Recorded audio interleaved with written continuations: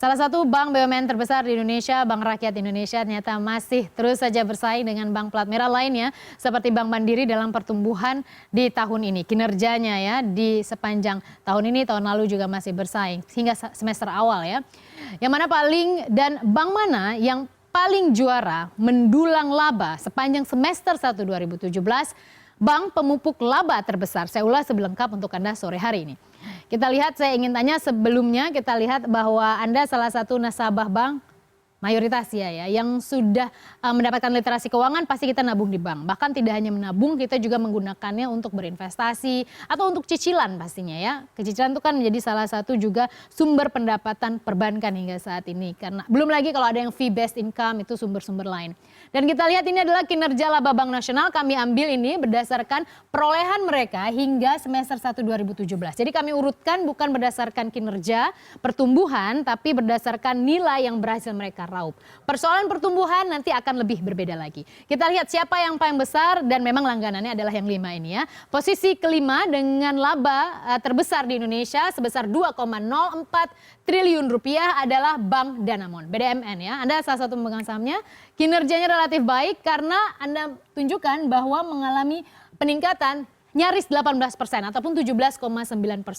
Dan mostly untuk sektor finansial, untuk perbankan pada semester awal ini cukup positif. Karena rata-rata mereka tumbuh double digit.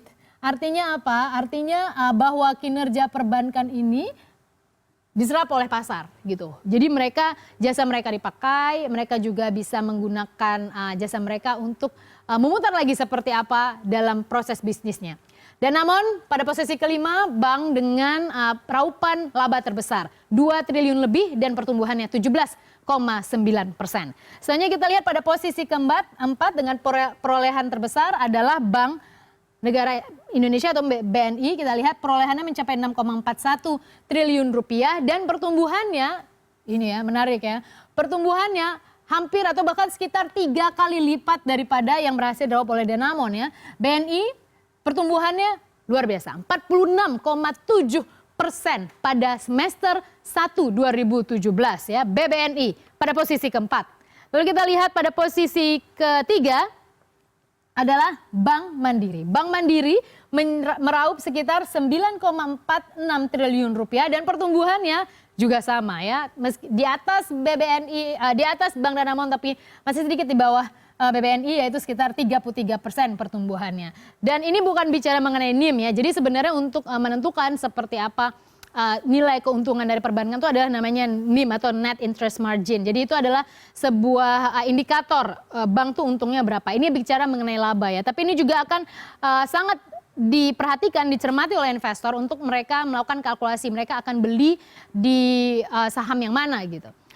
Lalu kita lihat pada posisi kedua adalah Bank BCA dengan raupan lebih dari 10 triliun rupiah. Tapi BCA kali ini memang tidak nyaris double digit tapi tidak terlalu besar ya. Hanya 9,7% pertumbuhannya pada semester awal 2017. Lalu kita lihat yang berada pada posisi pertama jadi bank dengan laba terbesar sepanjang semester 1 2017.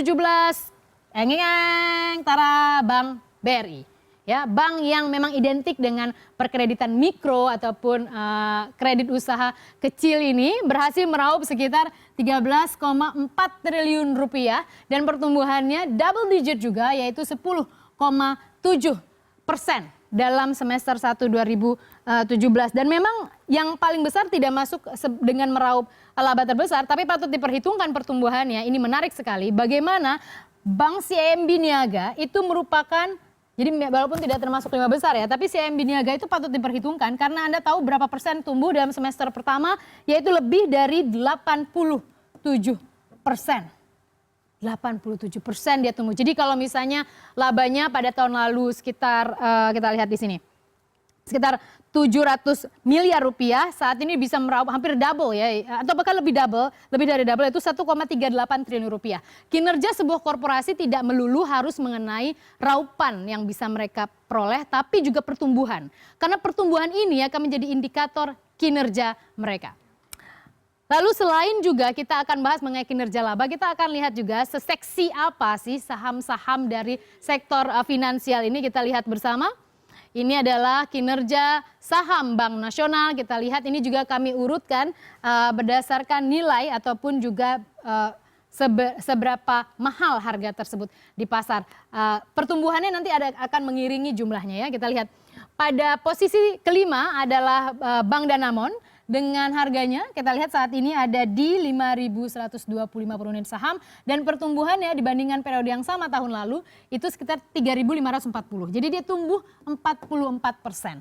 Pertumbuhan ini mencerminkan apa? Mencerminkan kepercayaan investor bahwa bank ini bisa kerja dengan talk chair.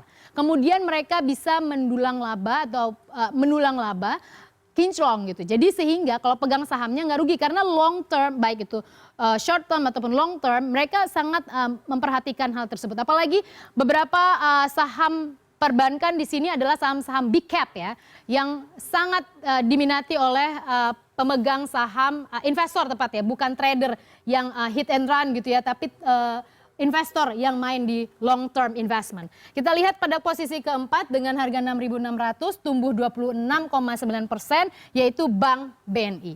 Lalu kita lihat selanjutnya.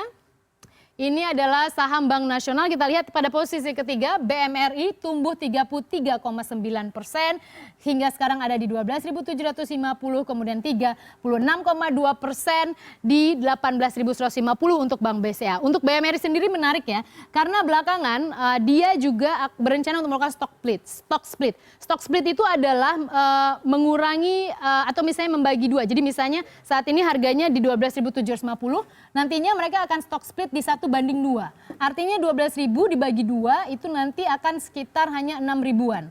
Untuk apa mereka melakukan hal ini? Untuk menjaring investor-investor kecil, retail, sehingga lebih terbuka lagi potensi mereka untuk meraup likuiditas. Dan mereka juga punya aksi korporasi ya. Rencananya mereka akan beli 2 unit usaha ataupun membuka 2 usaha di Filipina, akan mengakuisisi 2 usaha di Filipina. Soalnya pada posisi kedua adalah BBCA dengan 36,2% tadi dan BBRI kembali menjadi saham perbankan paling favorit ya tampaknya karena harga yang udah tinggi tetap aja dibeli gitu ya. Tapi itu lebih murah sedikit ya dibandingkan BBCA ya. BBCA di 18.150. Kemudian kita lihat bagaimana untuk BBRI itu di 15.250. Harusnya ini kebalik ya. Dan pertumbuhannya lebih besar untuk BBRI. Dan artinya apa sih kok ini angka kemudian logo bank? Ini artinya memang bahwa perbankan kita masih begitu cerdas untuk memanfaatkan pasar. Dan kita artinya tampaknya memang masih nggak bisa lepas dari perbankan.